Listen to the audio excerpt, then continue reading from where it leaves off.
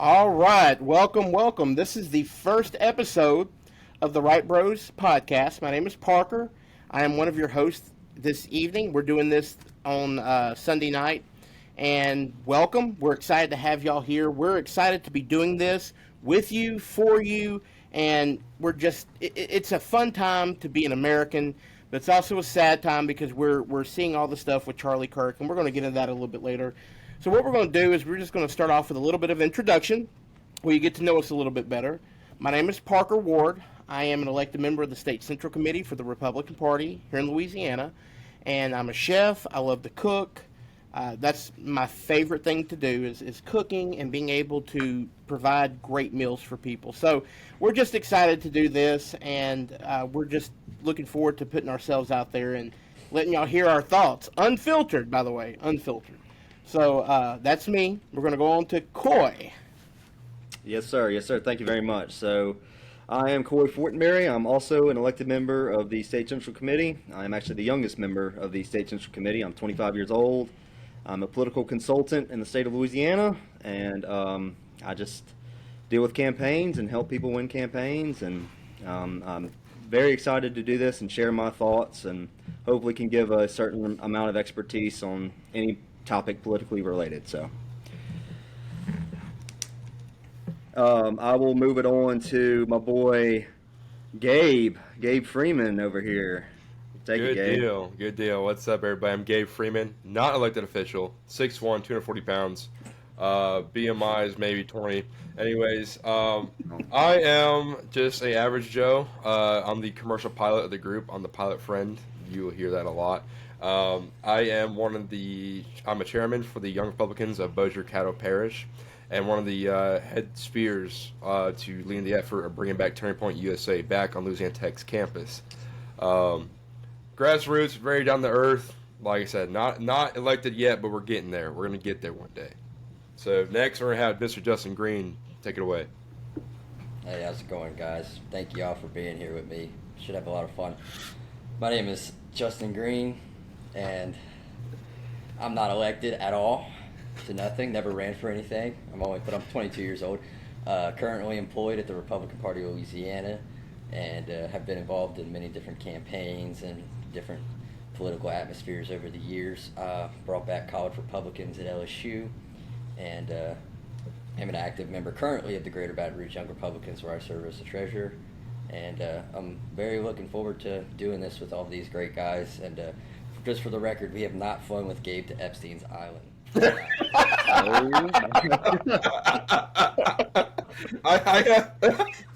I have a logbook that proves it, so we're good. We're good.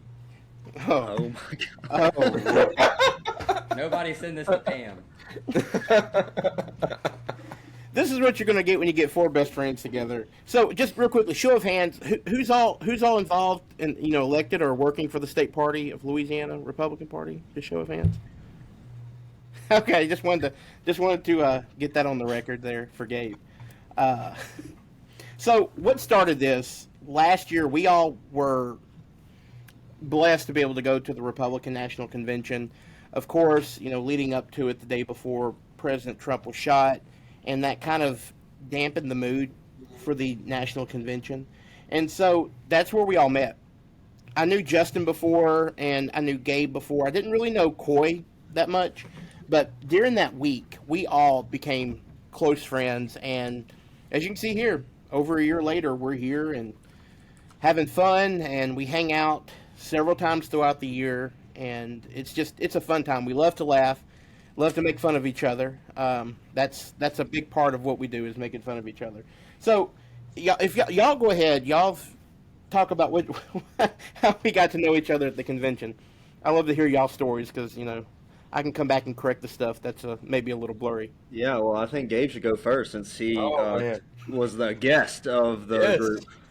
Yeah, so all these gentlemen were either delegates or alternate delegates. I was just the average guy, just there to experience the Republican scene and get the true American spirit.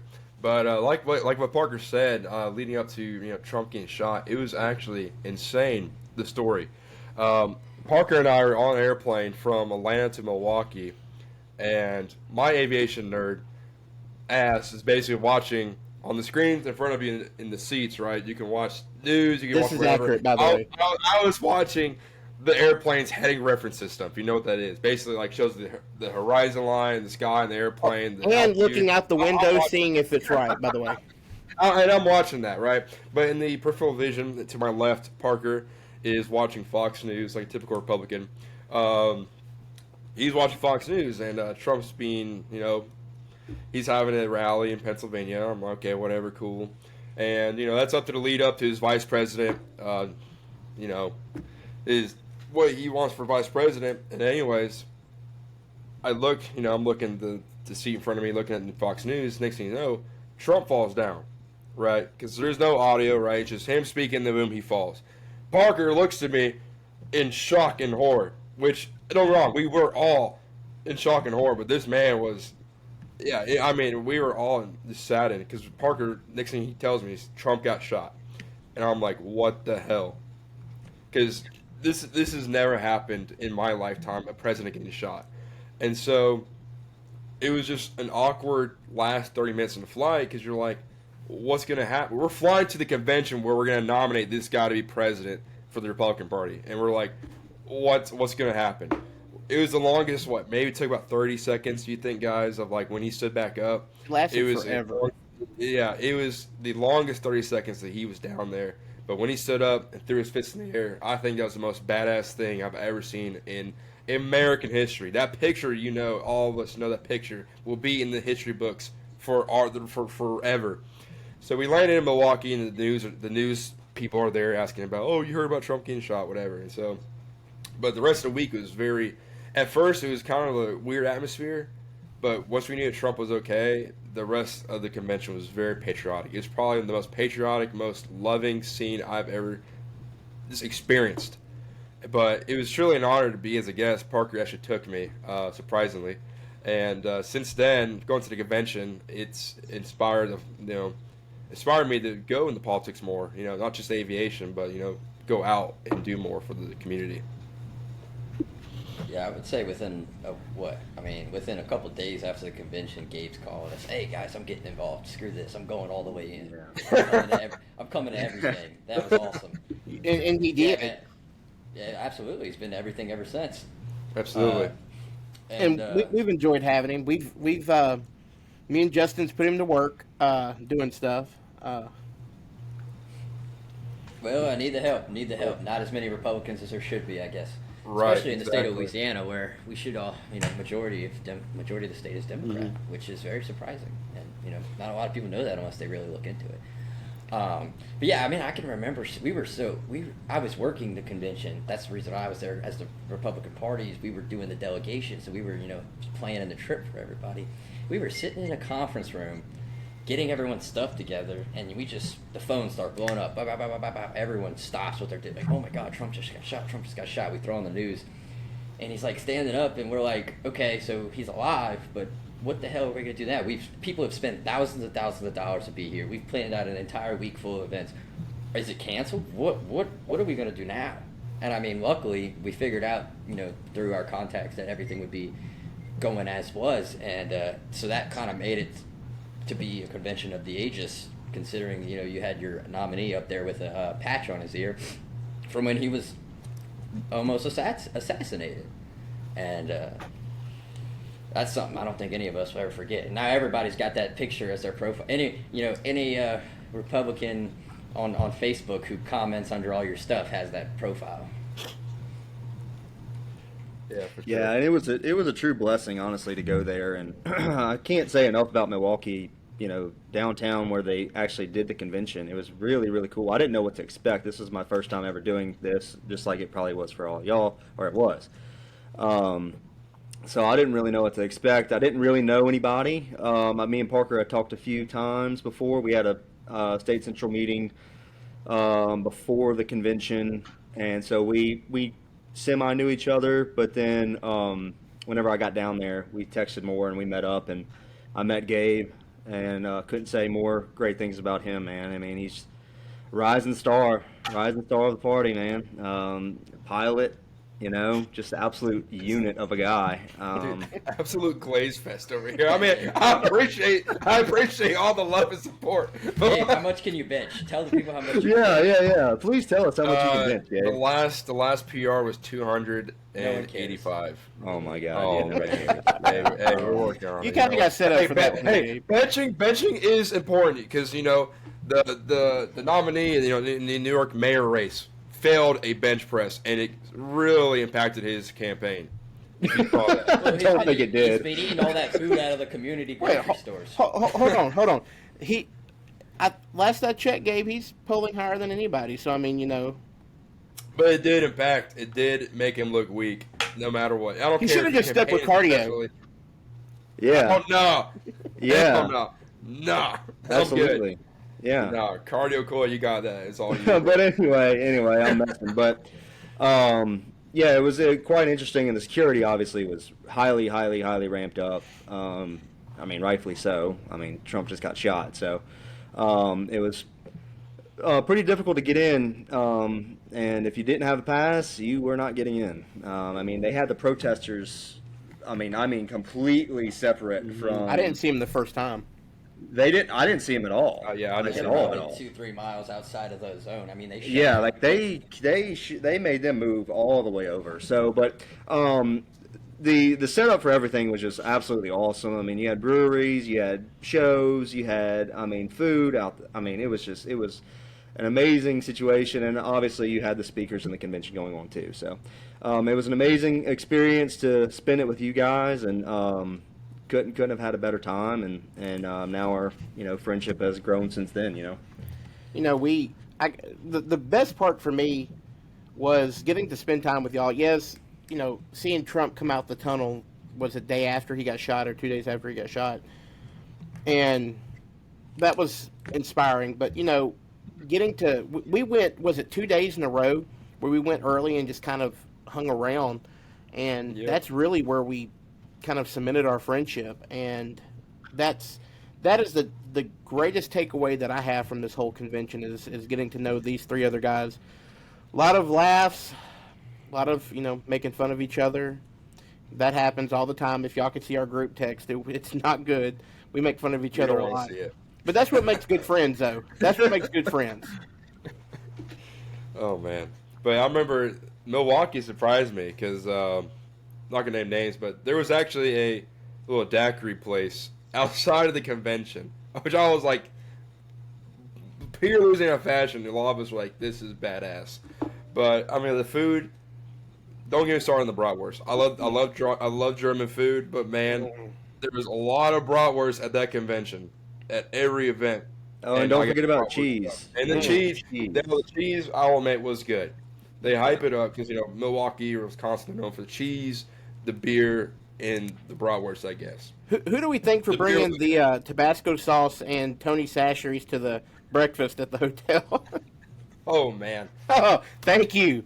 Oh, Mr. Yeah. Green. That was there a we go. specific instruction that I got from my bosses to me. And it was working. I brought There we it. go. I brought it in my carry-on bag through the airport all the way. Just one singular thing of Tony's and Tabasco sauce, so that way all the Louisiana people wouldn't throw a fit and cut my head off. I truly felt bad for the hotel staff because I think the old Republican people yelled at the staff about grits. I remember hearing about the grits. Every morning they would complain about the grits. It was either too gritty, too liquidy. It was never perfect by the end of the convention. And I'm pretty, as a chef, I'm pretty. I don't complain about food like that, especially. I don't want anyone spitting in my food, so I don't try to complain that much. But the food was okay. But you're in Louisiana. We have the best food in the world, and you go outside of that, the food's not as good. I mean, I will. They did their best. I'm tired of bratwurst. I don't ever want to eat another bratwurst. It was great maybe the first two times, but it was every bratwurst. day. Now the beer every day, can't complain about that. But especially the bratwurst. Oh, y'all, and you remember was it the last day when we were all supposed to leave? Like the whole country basically shut down because of that hack. That whatever happened, like the payment systems all went down. Yeah, the airliners, the airlines were all down except Yeah, it was Southwest. bad. So I was good, but I had to fly to Chicago on a 6-hour layover and sleep in a hotel lobby at 4 a.m. in Chicago and wake up and try and get a flight to Houston just to get home. It took me an extra 2 days to get home because of that. Luckily for me and Gabe, so there was a lady I went to church with. She moved up to the Milwaukee area, and she was happened to drive. Her daughter goes to church with me, so she was driving back to Shreveport, and Gabe and I left the hotel at 4 o'clock in the morning, 3 or 4, and 17 hours later, we're back in the great state of Louisiana. So, drove. That's right. Yeah, they did. I was truly blessed, but never again. Never again. The back of the hours car. of Elvis music. Packed. I in the wasn't car, driving, by the way. And Parker Ward in the back of that car. I don't remember much of it. I tried to sleep as much through of it, but it was, oh man, it was bad. 17 hours of just sitting next to Parker. Which it's not. I love Parker. I love you, bro. But like, it was just for me. I don't like sitting down for that long of a time. Well, it's either that we hang out in Milwaukee for another day or two. Well, he doesn't like sit. He's an active man. I mean, have you seen him go to the gym? Well, the saddest part about it is that Gabe texts us after the drive. He's like, this Elvis guy isn't that bad. Which, for those who don't know, Elvis is like, Parker's idol. He is a he is a professional Elvis impersonator. No. We don't use that term anymore. It's Elvis tribute artist. No, that's okay. Yeah, ETA. You can say ETA, Elvis tribute artist. We don't use the term impersonator anymore, so don't. Only politically correct towards Elvis. That's what yes. Our only rule is. Yes. Yep. Elvis is the king of rock. So, I used to be an Elvis tribute artist. I listen to Elvis pretty much every day of my life. Every day. On my TikTok, I repost every Elvis video that I see, and he knows how to use TikTok. Okay, he's not that old. It gets 10 views each. One of them being Parker. Shut up, Justin. No, they're just releasing a new documentary, or Boz Lerman's releasing a new documentary from lost concert footage, and it's like going gangbusters. So no, it's not just 10 people. Sorry, I get offensive when it comes to Elvis. We can tell you're very passionate. You can make fun of my mama. You can make fun of my family. Don't make fun of Elvis. That's where I draw the line. Your stainers are interesting. Yeah, no. I don't know. I'm telling your mom that one. Don't worry. She's going to be listening. I'm going to get a call later once it goes up. I'm you're about to get chewed out, son. You're about to get chewed out. Well, I'm not the favorite, so it's a joke, Mom. That's a joke. Please don't call in. Don't call in. Yeah, apologize to your mama, boy. Yeah, put some respect on that name. What do you mean, Parker? She's right behind you. I know you live in her basement.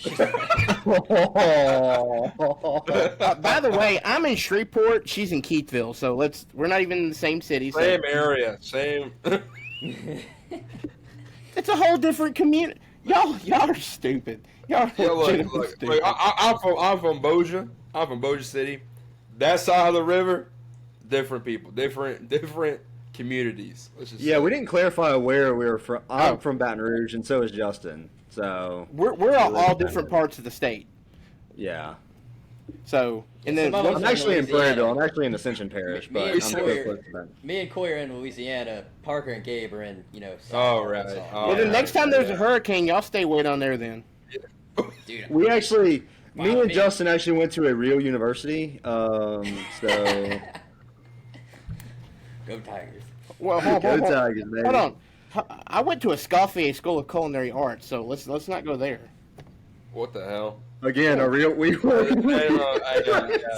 hey, anytime we hang out, who do y'all want to cook? By the way, throwing that out. Nobody asked you to cook. You absolutely do. Throw it away after 2 hours. You throw it away. Okay, chat. Okay, we're gonna talk about this real quick. This man. So at the give the whole story, Gabe. Give the whole story. No. This No. I'm speaking. I have the speaking torch. Anyways. All of us go to celebrate. Coy gets COVID and almost dies, whatever. He gets sick always. Yeah, I was on my deathbed. So anyway, the three of us and our buddy Hunter, we were in Lake Charles celebrating the election. Trump won. Yippee! Let's go celebrate. So Parker's old. He goes to bed by like 6 p.m. So Justin and I, Hunter, we go out, have some fun. We go out and we celebrate. And Parker's like, "Hey, I'll cook breakfast for you in the morning." Anyway, Justin and I, we are out until 8 a.m. from midnight, and we walk out. Like, wow, it's really bright. So anyway, Parker's up making breakfast. By the time we're done having fun, we come back home, and we're dead tired, so we fall asleep. And so Hold on. No. Y'all said wake me up once breakfast is ready. I came and woke y'all up, and no one got up. Just throwing that. I don't recall. I do. I don't recall. There's no evidence of this. Anyway, we wake up maybe around noon, maybe 1 p.m., and there's no food, not a single drop, not a single crumb. And I'm like, Parker, where the hell's the breakfast? I'm thinking, at least he'll save it. This dude throws away bacon, eggs, like he throws away the whole house order because he's scared of the food getting contaminated We weren't after up 2 to hours. the food code at Yeah. our personal camp. Yeah, at a personal camp, little cabin, little Shout out beach to Laura house. Newton.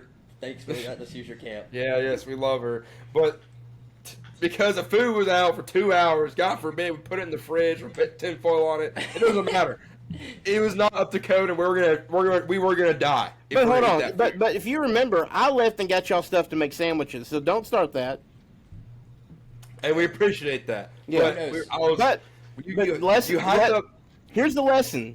Here's the lesson, Gabe. When I cook There ain't no breakfast, lesson. you get up and eat it, or you're not. I was up at 8 a.m. Going to bed. for the wrong reasons. Hey, But- Trump said he was announcing something about autism tomorrow. Maybe it's leaving food out too long. That's Exactly. They're See? Maybe. I mean, yeah. Eating food that's left out too long. But no, Which is actually very exciting. Very exciting for Parker, by the way, because he needs to get it cured, by the way. I mean, if they find a cure for Parker, we'll love that for him. okay, Gabe. It's Chat, cut that out. no, we're leaving that in. No, we're leaving that in. Unfiltered. Yeah, we're unfiltered, y'all. No, this is what we do. We love to laugh and make fun of each other, and it's all in good fun. We don't mean any harm by it. So if anyone's getting offended, oh, you're making fun of each other, get over it. I don't care. Do the little voice again. I like that voice. Nah, you only get it once. You have to pay for voices like that, Gabe. I don't do stuff for free. You have to pay for the what is it? The not personator. What's the legal? Tribute artist. They're tribute artists. There you So go. so I will sing one song for free, but after that you got to pay me. What's your rates? What is your rate? What's your rate? Y'all couldn't afford me. Oh man. Ooh, Sounds like a hold on $5 now. hooker to me. Is this with or without the outfit? Oh, with the outfit, it triples. Yeah. Because then I have to shave and I look like I'm 12 The years outfits old. are expensive. They are super duper. I've showed. I don't know if I've showed you, Coy, but y'all seen how expensive those things are. Why do you think I don't do it anymore? Yeah, I don't We're blame you. talking upwards of $10,000 for a 10 song. Oh my grand. God. Well, about for a 5 suit grand. And a cape. Yeah, about $5 grand with the belt, cape, and everything. But no, this is how we all became friends. We set out in front of the. Was it? I don't think I ever pronounced it right. Was it the Fizzer Center? Something like that. Pfizer, Pfizer, Fizzer. Yeah. I've heard it all different ways, but we all sat outside and had a great time, and we laughed. Mm-hmm. And then there was Major Goolsby's. Oh. That was a fun experience. Yeah, that's a different episode. That was That's our Patreon episode. You got to unlock Patreon for that episode. There's a paywall for that episode. Hey, well, for that Become a story. subscriber, $25 a month. Shout out to that bar, little Major for the the food was free alcohol for the free food. well. I think out of all of it, that was the best food that we had that whole week. I didn't eat any of it. Yeah. That and the food truck. The food truck night was Yeah, the pretty food The truck. best appearance by far was Mike Lindell being there the whole damn time. My pillows everywhere, baby. good. You couldn't walk without hitting a My Pillow. Yeah. No, you could not. Crazy. the RNC is so nuts to me because we're gonna transition to this, is just how normal, I'd say normal, how just politicians and people walk around normally. And this is how I actually met Charlie Kirk. I was just walking down the street because so basically there's the center, a couple restaurants, and then like down the street is like the news and press and like a couple other food trucks. Unless Fox, they had it up front. Yeah. So there's like this long road between like the news, the other arena, and the main arena. So I ran into Vivek. I ran into like just a bunch of random politicians. Literally ran into Vivek. Yeah, literally ran. Like He he was gave me a running. fist bump. Oh yeah, he was coming in hot. He was Yeah. going to, I think, interview with Sean Hannity. I think No, that's he what was going to saying. CNN. Oh, was he? Oh, Because I'm the one he ran into. Oh. And it was just crazy because like Charlie Kirk, dude is tall. Dude is, I didn't realize how tall he was. Dude is like I was looking up. I'm 6'1". I'm looking up. I'm like, oh my gosh, this dude is. You're kind of built and tall, and it's just like I said. He just gave me a fist bump and kept moving on. And later on in the week, I talked to him for like a brief second. Great guy, I love him. And it's really unfortunate what has happened to him and everyone in this political atmosphere. Well, Yeah. we wanted to do this after the funeral and memorial because we thought it would be appropriate, and we had talked about doing this before, and life happened, and we all started doing different things. We had graduations of some of us, and jobs and stuff. But then right after the assassination of Charlie Kirk, we decided, hey, this is a great avenue to start doing this. We wanted to get out and start carrying on that torch. For all of us, we all followed Charlie Kirk. We all listened to him. We all got to. It was like Gabe said. We were just walking, and there he was, just like literally right next to us. And it's sad. We pray. We're going to keep praying for the family. Did y'all get to watch any of the memorial? I watched Erica's speech. It was That powerful. That was the most Very powerful. powerful. I mean, that's the only one I needed to watch, honestly. I mean, it was Yeah, she's gonna do a incredible. great job leading the movement from here on out. Yeah. Yeah. The whole thing, as a Christian, the one thing that touched me is when she said that she forgave the guy that killed him. That's probably the most powerful aspect of the whole memorial, because that's truly living your faith. That's tough. That's extremely tough to forgive someone in that situation. Yeah. I looked right at my friends and I said, she's a better person than me. Because I'm more, I take the Trump perspective. I hate my opponents. That's what he said today. I hate my opponents. I don't like them. And when it happened, I was ready for war, as of many of us were. And, it's so unfortunate that, just a difference in ideas leads to stuff like this. Well, and I think the biggest thing, is I saw this tweet, and it's so true. After this happened, what did you see? You saw a bunch of vigils, and a bunch of praying going on, and you didn't see riots or, destruction of property. It's the way it's supposed to be done, and it's the respectful way to do things, and hopefully honoring his memory in the correct way, and I think he wouldn't have it any other way. Right. Absolutely. And it was when it happened, because it was like I think all of us here kind of had, it's like the 9/11 moment or like the Kobe Bryant. Where you were when you heard that Charlie Kirk got shot. And like I said, because all of us experienced when Trump got shot and he came out okay. But when Charlie got shot, a lot of us didn't. It's the same scenario of like, you just look on your phones, and for me, my parents texted me. Surprisingly, my parents got to me first, saying, Charlie Kirk got shot. I'm thinking, oh shit, like, what happened? Like, did he get, like, you don't know, like, how he got shot. Maybe he got shot, like, in the leg, by, like, failed, similar to Trump, right? Maybe he got grazed and was okay. But then I got You're the phone one that called calls. me, Gabe. Yeah, I was at work. I called Parker instantly, and Parker was like at work, and he's like, "Oh, okay, hold on, I gotta make some phone calls." And all my friends up here in North Louisiana, I'm at Louisiana Tech and Ruston, I'm like the right wing guy up there. So a lot of them will call me like, "Hey, like, what's going on? Like, what's where do we go from here as like Republicans in the party?" I'm thinking, I don't know, because at this point we don't know his current condition. We don't know what's happening because, I'm watching the news and it just says that he's in critical condition, being transported to the hospital. And it's just so many mixed emotions in the air because you have people like I said with Justin, anger, a lot of anger. People want to go to the streets, right? We want to go and riot. But the thing is, we're not like that. We're not the other opposition. We're not the opposition party. And you have people that just want to sit there and just pray about it, right? Our prayer is really enough.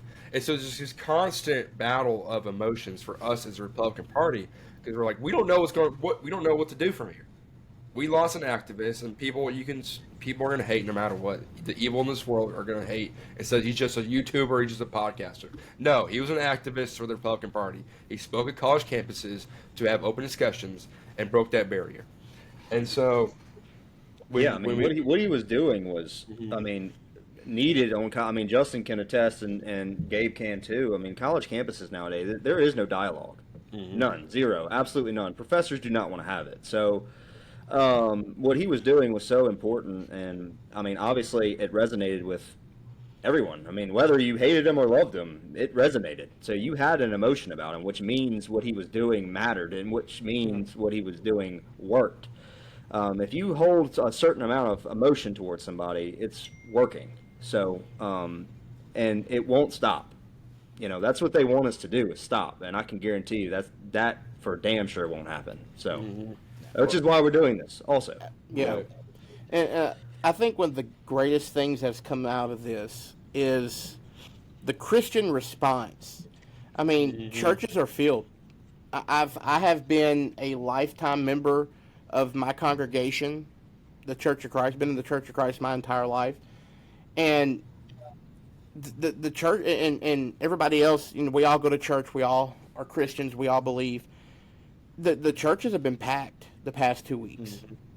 You can drive by them and see it, and the Christian response has been amazing. People who hasn't been to church in years are like, hey, I'm going to church now because of this. And I think that's the difference between us and the Democrats, and us and the liberals, is we don't go out, we don't loot, we don't steal, we don't commit crimes and other things like that and destroy other people's property. We go and pray. We go and comfort our friends and neighbors, and that's why I think the left really hates us, is because we're not doing those things. We're not like that. We're actually responding the way that Americans should be responding to tragedies like this. Mm-hmm. Yeah, and forgiving as well. Today, just the ultimate forgiveness. And absolutely. It comes down to we believe in a higher power. They don't. Yes.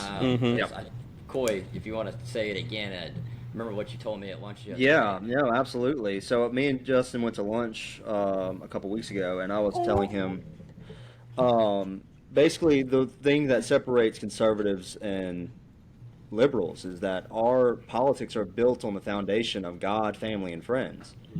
That's where our morality comes from, and so whenever tragedy does strike, we lean on those three things. When typically liberals, they don't have those things, or they don't put them as a forefront. They are strictly ideologically sticking to group identity, and as who they are as a person, which in reality it's not. That's not who you are. It's what somebody wants you to be, and so it's easily controllable, and that's why they react the way they do. And we have our own thoughts, and we rely on God and family and our own friends, to get us through tragedy like this. And that's what you're seeing. That is what you're seeing around the country right now.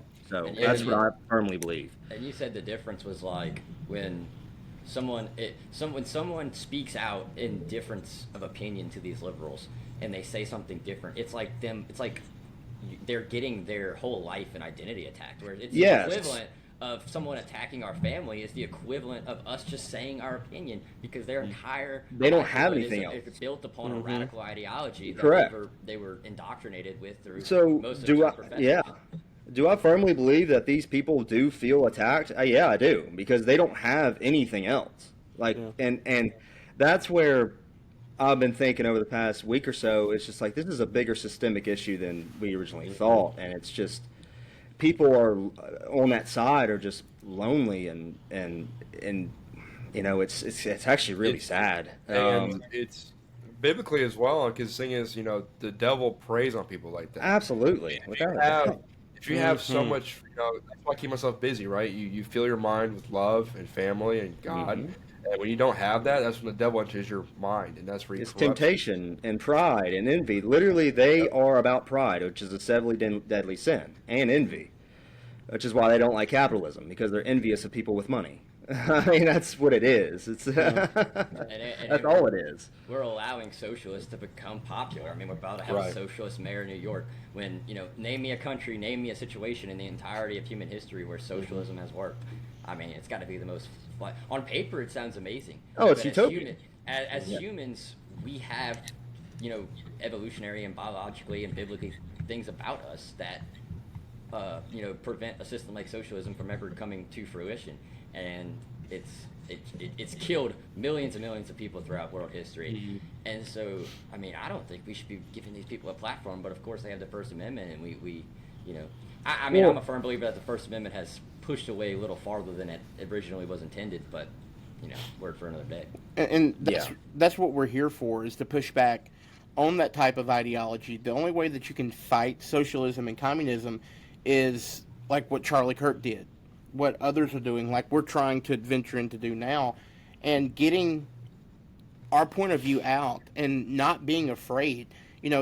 There were a lot of people who were right after your shot who was afraid to say, "Yeah, I'm a conservative," but then you saw that change, and now you see more people who are unafraid to say, "Yes, I believe in conservatism. Yes, I'm an America first, type person. Yes, I'm a Republican," and we have to not be afraid, and we have to take that head on and not cower. This is a time to retreat. This is a time that we need to step up and go forward and lead the charge. Right, and you look at the stats, people. I mean, Gen Z is one of the most traditional conservative generations, like in a long time. Like you'd be surprised. We let the liberal left have such a big voice; they trump over the right side of Gen Z. Because in Gen Z, a lot of people think we're just a bunch of dumb kids that want free stuff, and we don't know we're a bunch of dummy liberals. But I mean, you saw the 2024 election. Gen Z really showed up, and that is why we won the House, the Senate, the presidency. Gen Z's not afraid. We've been scared. Gen Z's been so conservative. Gen Z's been so scared to speak out because you get fired from your job, you get kicked out of school, which is ironic because the left, we're holding accountability for those making fun of the death of Charlie Kirk, especially those in position of power at schools, and we're we're holding them accountable, and they think it's a violation of freedom of the First Amendment. No, it's not. Yes, you can say whatever you want. If you want to make fun of someone's death, go ahead, but you will be held accountable. Yeah, And there's it's just consequences like, for your actions. Absolutely. right, exactly. And it's like the whole time Just- the cancel culture has been liberal for the past ever. But the moment we do it, it's all of a sudden it's super bad to do. Which is Yeah, we get canceled. You get canceled in places like England and in California. In England, you go to jail for saying calling someone who's a dude who wants to be a girl by the wrong pronoun. Mm-hmm. And then you're just stifling into this mental illness. And I say, like you said, Gabe, the difference too is most conservative Gen Z, like, we have jobs, we have things we do. We are bound to we want to be successful. We want to live the American dream. We want to have families. Right. And, so we're too busy to be chronically online, Right. tweeting and getting all these voices, and we have better things to do, and it's ridiculous. It's ridiculous. Yeah, and We when get paid to when they work, shot not Charlie, protest. yeah, exactly. When they shot Charlie Kirk, I didn't tell my friends this. They took a shot at all of us because the left has shown and opened up that they're not afraid to kill for your opinion, and it's to the point of, okay, we have to take a stand for what we believe in. Absolutely. It's time not to cower down. We got to be bold. We got to be unafraid. And yes, sadly, that it is. We're in a reality to where, yes, you can be killed for having a difference of an opinion, and you could be like Charlie Kirk, the nicest guy in the world, just be a difference. Have a difference of opinion, and then you're getting bullets shot at you. It's sad that we have come to that as a nation. And I'm older than the other three, my other three brothers here. I can remember 9/11 vividly, and the way that I felt was the same right after 9/11. It was extreme sadness and anger And we got to get out of this. There's a lot of people who are angry. We have to get out of this anger because anger leads to hate, and hate leads to what happened to Charlie Kirk. And how do we combat evil? We combat evil with good. We combat evil with love. That's straight from the Bible. We can't repay evil for evil. We have to pay evil for good. And when we do that, the Bible says we heap coals of fire on our enemies' heads. And so we're going to continue to be unafraid. We're going to stand up. We're going to be counted. We're going to stand in the gap that was left by Charlie Kirk, and we're going to keep on this fight and carry on this mantle and pick up the microphone and go forward with the fight that he had. And this is a fight. This isn't just left versus right anymore. This is morality. This is good versus evil. Mm-hmm. Amen. That's why I don't want to speak for all of y'all, but I mean, there is no both sides anymore. I don't believe there's a right and a left anymore. I believe there's a good, there's a virtuous, there's a true, and there's a holy, and there's a demonic, a ignorance and arrogance, and just plain evil. And they hate us. They hate us with all of their hearts and souls, and they will not hesitate to kill us or destroy us or get rid of our jobs, fight us in the street. There's no reasoning with these people. The only reasoning you can have with these people is to tell them to open up a Bible and get to reading, and that's up to them. Like what J.D. Vance said, there's no unity with anyone who wants to kill us. I can't justify trying to hold hands and sing Kumbaya with someone who I know would rather put a gun in my face and pull the trigger. I have a hard time doing that. And at the end of the day, Republican or not, they're going to call us, the fascists, Nazis, radical, no matter what. The thing is, you call me radical all you want, because the thing is, the left has done so much damage to us over the years, right? They shot at Trump. They celebrate. They literally celebrated and were disappointed that he didn't die. They were celebrating when a transgender shooter shot up a Catholic church. They're like, oh, thank goodness. When the floods happened in Texas, they were excited and happy that the children dying were from Republican families. They're like, okay, that's good. One less Republican in this world, which is ridiculous. And every time I try to find sense, try to find hope in the Democrat Party, I have friends who are liberals, surprisingly, and they're good people. But the thing is, I don't know how you can sit there and side with a party that celebrates demonic behavior like that. You celebrate someone's death, that's not left versus right, like what Parker said. It's good and evil. Like, morally, right? If your dopamine receptors get excited over the death of somebody, especially if you watched someone die, you are a sick person. You are mentally ill. And there's no... The thing that I see the left is they're trying to basically justify Charlie's death. Like, well, he was, promoting hatred, or what about this, representative that got shot back in June? It's like, why are we making it a contest? Why are we trying to justify it? All you have to do, the Democrats, all they had to do was denounce this death, and they have yet to do it. They have yet, as a party, they haven't denounced it. Sure, you had some members denounce the death, but they're not denouncing it, and that's the problem in this country. I mean, you have liberals getting tattoos of him getting shot currently. Like, look on Twitter. There are people getting tattoos of it, so they will forever be able to make fun of it. So they're not just doing it in an instant. They're doing it forever. And you see the people wearing the shirt of the shooter. You saw that one guy who wore the shirt of the shooter went to the memorial site and just trampled all over the flowers and stuff. Yeah. These people are sick in the head. He'll be in jail for a while. Well, and it's a culmination of God leaving our homes. I mean, these people were all raised by parents, and they probably either had a bad experience at church or did not go to church at all. Right. And so they have no moral compass. And I think another thing that we think about, but we also don't, is social media in general has just desensitized us to a degree where, I mean, I'm looking at on my phone a man getting shot and killed, and I mean, it's shocking, but it's not. It's almost the same thing as seeing the 9/11 towers drop over and over and over every year, and you just get used to it.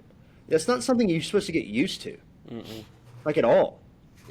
And I feel like these people that are on social media all the time see some really screwed up stuff, and they see Charlie Kirk as like an ant getting killed. They don't see him as a human being. And that's where we've gone so far in a bizarre world where we don't see each other as humans anymore. We just see each other as an ideology.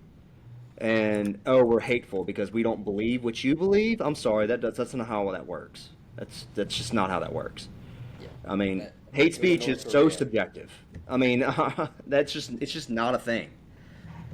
Yeah. I mean, No, I you go get to you. North Korea and see how they feel about. Go to any other country in the world and see how they feel about a difference of opinion. I mean, you could say that there's other Western countries that are more free than the United States. I don't believe so. I genuinely don't believe. I mean, Western Europe has fallen. I mean, you have more Muslim immigrants in France and England than you do actual like inherently French and English people who have been there for generations. They're being overrun. So I don't want to be compared to those nations at all. And we have to do everything in our power to stop that. And I mean, I guess we roll into what we wanted to talk about here. It's like, you had 58 Democrats vote no on a resolution to just honor Charlie Kirk, just to say Two from hey, Louisiana. Yeah. Who two from Louisiana? Yeah, what are two Democrats? Troy Carter and Cleo Fields. Yeah. Yep. What do you do? Mr. Gerrymandered himself. Absolutely. Well, you had there was I believe when that state senator or state rep from Minnesota got killed, every single Republican voted for her resolution. Every single one. Mm-hmm. I mean, we didn't stray away. We don't stray away from honoring the life of someone who was killed or murdered, and even if they died. I mean, when Ruth Bader Ginsburg, I think I'm saying it wrong. Ruth Bader Ginsburg passed away. Trump immediately gave a beautiful remark for her life. Even though they disagreed. And yeah, I mean, what do you do with 58? These is 58 people who represent us, are at the highest level of government, who don't have a soul. Well, it's not even that. They're doing it to capitulate to their voting base because those people don't have souls, and neither do the politicians as well. I mean, they're doing it strictly for votes, and the people that are voting for them are completely morally bankrupt. And so it's a cycle of hatred, and it's got to stop. And just like what Parker said, the only way to do it is forgiveness and love, and hopefully, talking and just keep the discussion going. Well, maybe all we can do is pray that they see the light. That's all we can do. I can tell y'all, I see these comments of people, and it's the most bitter hatred towards someone they don't even know, towards Charlie Kirk. And the one thing that I can think about, and I think about this a lot, is how Jesus can radically change someone's life. I'm someone who lived with anger and bitterness for a long time. I had help with it. It took a lot of help to relieve that anger and bitterness that I had. And a lot of it was faith-based and faith-centered.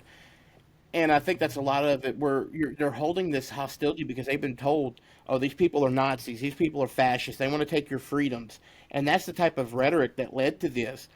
And until you allow Jesus to radically change your life, and I think we all can sit here and tell stories of how we've all have overcome things, and I hope I can speak for everybody, my brothers here, is that I couldn't have come through everything that I've went through without Christ.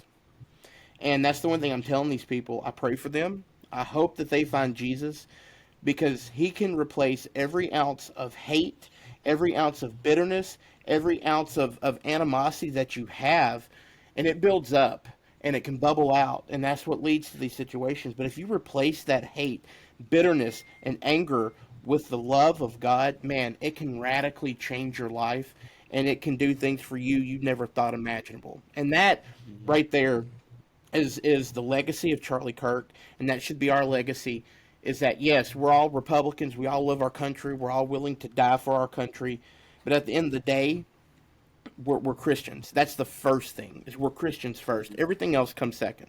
Christ is first. He is greater than I, and we have got to get back to that as a nation. And we're starting to see that revival. And I'm actually not calling it a revival. It is a spiritual revolution that we're seeing. And man, it is amazing to see these things happen and seeing the Lord working in so many people's lives and making all these changes. Man, it just gets me fired up. It really does. I don't even know what more I can say about it. And you're absolutely right. I mean, like I said, the churches are packed. I mean, after Charlie's death, Sunday service was. I mean, I went to church and it was packed, packed, and it's from people all from all walks of life, right? Younger people in high school and people who were older and never gone to church or going to church for the first time. And we need to keep this going, right? This is not just a trend. This is a revolution, like you said. This is a spiritual revolution. Yeah, and I think in times like these, we always wonder, well, why does, bad things happen to good people, right? I mean, but that's part of free will. And God didn't control that man to shoot Charlie Kirk. He made a choice, and he will live with that choice for the rest of his life. Won't be very long. It won't be very long, right? So he will get judgment, and that's what we have to remember, is that all of these evil doers will find judgment. And so all we can do is just keep spreading the word. And I'm going to say this. I mean, look, we pray for you. We love you. We hope you find it. But if you don't find it soon, we're going to come for you. And we're going to make sure you never have power of this great nation again. And we're not going to platform you. We're not going to allow you to destroy our country like you've been doing. Because people are waking up and people are tired of your crap. And so you better find a Bible and open it up. Go to church now and drop off these crazy mental ill views you have, or we will fix it for you. We play by y'all's rules. We go to the voting booths. We vote. We campaign. I mean, the 2024 election was a prime example of we played by the rules, and you decided to take a shot at our president. Why? Because you're scared. A lot of them are scared. And it's the funny thing about that is the left is so scared that when Charlie died, they were immediately retreating back, right? They're celebrating, but they're like, well, the Republicans are still aggressive. Like, don't do anything, please. Like, because they know, the left knows that we have the power, we have the manpower and the firepower to take a stand, to defend ourselves, defend for our freedoms. Because we can hit back 1,000 times harder than they ever could. And they know that, and they're scared. Pray it never happens. But And through the day, luckily for us, never we don't decided. have to. We can hit them back in the ballot box. We've seen it. And I think to us, the greatest revolution that we can have is one at the ballot box. That's the way that we I hope and pray that, our country made it through a civil war once before. I don't know if we can ever make it out of another one. And my hope and prayer, I know that there's these loud voices sometimes calling for it, but my hope and prayer is that we never have to get there, that we're never there again, that the way, and as Charlie Kirk said, bad things happen when people stop talking. So this is why, and leading on to our final point here in the closing minutes of our first episode of our podcast, is that when we stop talking, evil things and bad things happen. So our future leading into this, I don't think we know 100% sure what we want to do with this. I know we have some concept of an idea, I guess you can say, concept of ideas. I think that's what Kamala Harris said, of what we want to do with this. But it's opening up a dialogue. I think that's the main thing of what we want. It's an avenue to express our beliefs and maybe vent some frustration, and it's a positive way to put it out there. And hopefully, we can get on, college campuses and start opening up dialogues with people. That may be something in the future. I mean, that'll be up to my bros here. But that's what I would like to see is moving forward and picking up that microphone and moving forward. Yeah, no, I couldn't agree more. And I do want to just mention, I do want to just say that I want to use this as an opportunity to reflect within ourselves as well. We are not, the moment you think you're right about everything, that's the moment you fall. And so the point about spreading ideas is to open your mind and try to see another person's perspective, maybe put yourself in their shoes, and if it doesn't make sense, it doesn't make sense. But hey, at least we tried, and that's what our party should be about, and just having that dialogue and continuing and just not accepting that, just like the left believes that their ideas are completely completely correct, and if you do not agree with them, then you deserve to die, essentially. We don't believe in that. So, I mean, that's what do you do with fascists or Nazis, right? Oh, yeah, supposed to right, do I bad forgot. things to them. So they're called, when you call people that, I mean, we may call them stupid, we may call them idiots, but I mean, I don't think we're calling them fascists and Nazis. Not to mention that the Nazis were socialists. I mean, the Nazis stood for national. I'm throwing it off here, but National German Socialist Party, along the lines of that. Correct me if I'm wrong, but that's you're calling. It's almost a deflection at that point. Yeah. Well, and the opposite of being fascist is open dialogue. So I don't know exactly what the hell they're talking. They don't even know what the word means. It's just a talking point that gets around and around and around on national media, and then all of a sudden we're a bunch of Nazi, racist, fascists. They don't know what a woman is. Right. But we're the crazy ones, right? Find a woman. Yeah, give me a Dude, break. Gabe, you could win every Olympic event you got in if you just played this shit. Oh, dude, that's so good, man. That's Gabe so would be good. strong woman on South Park. Give me a wig, brother. Give me a wig. I'll go out there. Oh my gosh! But yeah, what Parker said, like this podcast, I mean, it's a small step. We're taking baby steps. I think the fun goal, my dream would be like to get a studio in the future, making thousands of dollars per episode. That would be epic. I don't know if we'll get there. We might get demonetized by then, or censored, kicked off of, or get censored. But right. But like I say, this is an amazing movement, guys. I mean, we have to take a stand for what's right. We're the Wright brothers. We're taking a stand for what's right, and we must speak our mind, and we must not be afraid to. Like I said, you must be willing to take a bullet to speak your mind, for have open discussion and the freedom of speech. We'll be able to have some fun while doing it, and we'll get to talk every week or so. So that's a great thing. That's the most important thing to me is we'll get on and talk and express ideas. Figure out problems, because not one person alone can solve it. I've been proven wrong many times, and so has everyone. But it's the ability to learn from that and not just be like, oh, I hate you now. Right. Yeah. So y'all got a really good taste of how our conversations go. We have, I will say, the best conversations I've ever had has been with these three guys here.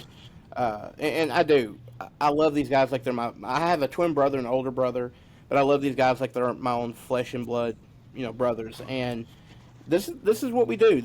We talk things through, and we have a heck of a good time doing it. Absolutely. Be sure to like and subscribe so we can grow.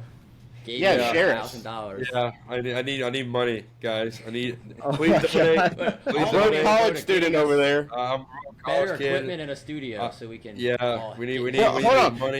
You look at Gabe's setup compared to ours. I mean, like I have a pretty decent one here, and but look at Gabe's. He's got the whole pop filter, everything. I mean, I think he's got studio. Do what? He's been playing Fortnite, bro. That's why I need money, because I spent it on this whole setup. Really banking on success here. Yeah. He's It's played every an season of Fortnite investment. since it came out. It's a positive ROI. I promise. It will be. It will be. It's going to be on Facebook Marketplace in the next couple of weeks. Yeah. Guys, I need to pay for my flights. Please pay for my setup. But like Parker said, we our discussions. Like I said, we're over the online, but in person. Like I said, if we can get these in person, it'd be great. Except for Hooters in Baton Rouge. And Hey, no, hold on. I was at Sullivan's, by the way, so No, that conversation was. if you would like to be a guest, then please reach out to us. We would love to have you on. If you're not crazy, if you're a liberal, I don't care. We probably will have Maybe. you on, 'cause we're gonna love to good. just. No, we're in Louisiana. We don't hide our crazy. crazy. We parade it down the street. What you talking about? We need to have some good debates going on, man. Yeah, I agree with like that. Like If you're a Democrat, 5-minute liberal, come on. If you're Come not on, scared man. of Come debate. on. Yeah. I'm asking Julie O'Donoghue, Piper Hutchinson, and Greg Hilburn to come on and talk to us. All right, y'all. Well, this has been a fun first episode. It should be up hopefully tomorrow. Any closing thoughts? No, none for me, other than Thank you, I'm guys. extremely excited, and extremely excited I get to do it with y'all Oh, absolutely. and see where this thing goes, God bless the state of Louisiana. God bless America. And the fight will live on. Oh, There we go. Good job. Absolutely. took a bit to come out, but it I had to think about it. Think about it. You were gonna go on We'll with get the there. The message is Gentlemen, there. start your engines. Yeah. All right. Well, thank y'all so much. Like, subscribe, like our Facebook page. I'm still working on a website that'll be coming out probably this week. So, again, if you'd like to be on, we'd love to have you on. We'd love to talk with you. You could be the biggest communist in the world, but if you want to come on and talk with us respectfully, bring it on. We'd love to have you. All right. Brothers. Love y'all. And this is going to be awesome. Peace, guys. See y'all Adios. later.